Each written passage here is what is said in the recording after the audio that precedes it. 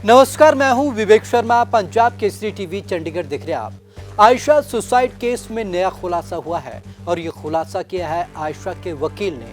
अगर उनके वकील की बातों पर गौर करें तो आयशा 3 सालों से नर्क भरी जिंदगी जी रही थी।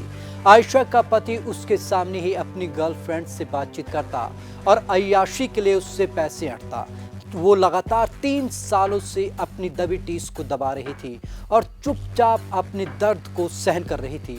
और खुदकुशी के वक्त भी अगर आप उसके चेहरे की खुशी को देखें तो लगातार वो गम को छुपा रही थी। तो चलिए आज आपके सामने पेश करते हैं वो बड़े कारण जिनके चलते आयशा ने सुसाइड की ओर रुख किया।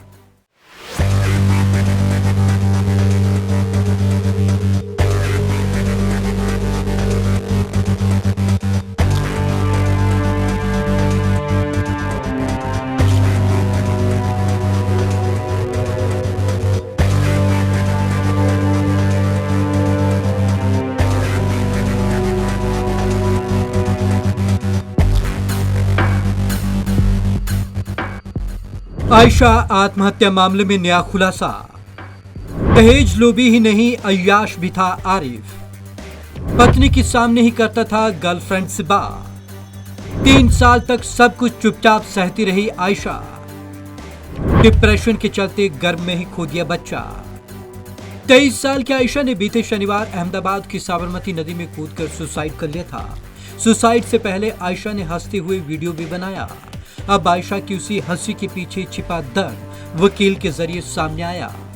आयशा के पति का चल रहा था अफेयर। आयशा के वकील जफर पठान ने चौंकाने वाले खुलासे किए हैं। उन्होंने बताया कि 23 साल की आयशा की शादी राजस्थान के जालौर के रहने वाले आरिफ से 2018 में हुई थी।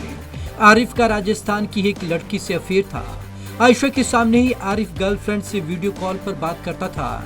वह अपनी प्रेमिका पर ही पैसे लुटाता था और इसी वजह से वह आयशा के पिता से रुपयों की मांग करता था। निकाह के 2 महीने बाद ही शुरू हो गया था आयशा का संघर्ष। जफर बताते हैं कि साबरमती रिवर फ्रंट पर आयशा के बनाए वीडियो ने लोगों को झकझोर कर रख दिया। लेकिन हकीकत यह है कि आयशा का संघर्ष तो उसके निकाह के 2 महीने बाद ही शुरू हो गया। खुद आरिफ ने ही आयशा को बताया था कि वह किसी और लड़की से प्यार करता है।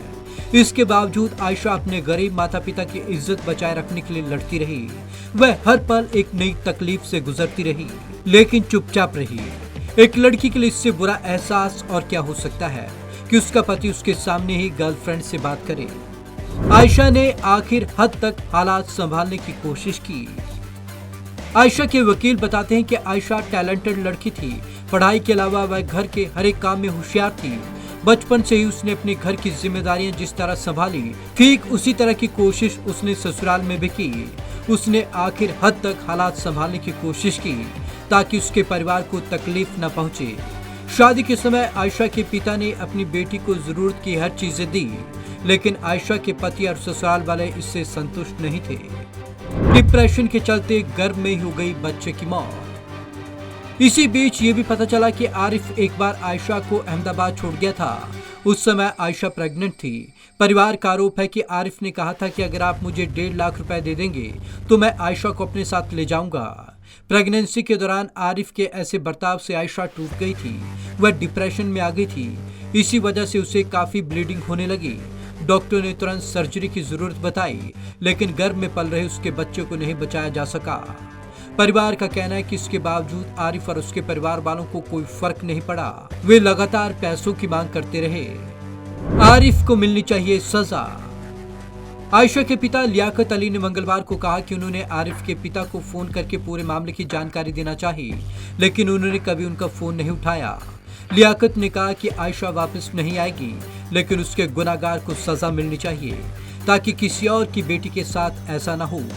उन्होंने कहा कि आयशा हंसमुख थी, लेकिन निकाह के बाद से ही दहेज को लेकर उसकी जिंदगी नर्क बना दी गई। एक बार तो ससुराल वालों ने उसे 3 दिन तक खाना तक नहीं दिया था। पाली से गिरफ्तार हुआ था आरिफ। आपको बता दें कि आरिफ खुदकुशी से पहले बनाए गए आयशा का वीडियो वायरल होने के बाद फरार हो गया था। गुजरात पुलिस जालौर में आरिफ के घर पहुंची तो परिवार वालों ने बताया कि वह शादी में गया था और वहीं से कहीं चला गया है। इसके बाद मोबाइल लोकेशन के आधार पर आरिफ को सोमवार रात पाली से अरेस्ट किया गया। यहाँ यह जानना जरूरी है कि कुछ दिन पहले जब आयशा ने आरिफ से बात की थी तो उसने कहा था कि वह उसके बिना नहीं जी पाएगी, तो आरिफ ने उससे कहा था कि मर जाओ और उसका वीडियो बनाकर भेज देना।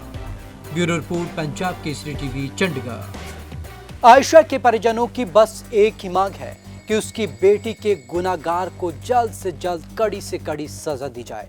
पूरे देश में भी यही आवाज उठ रही है। लगातार हमारी खबर पर जो प्रतिक्रियाएं पूरे देश से आ रही हैं, वो साफ तौर पर एक ही बात कह रही हैं कि उसके पति को गंभीर से गंभीर सजा दी जाए। जितनी कड़ी सजा उसको दी जाए उतना ही बेहतर होगा। अब देखना ये होगा कि इस पूरे मामले में आगे क्या टर्निंग पॉइंट रहते हैं। तो आज की इस खास रिपोर्ट में बस इतना ही। विवेक शर्मा को दीजिए इजाजत। नमस्कार।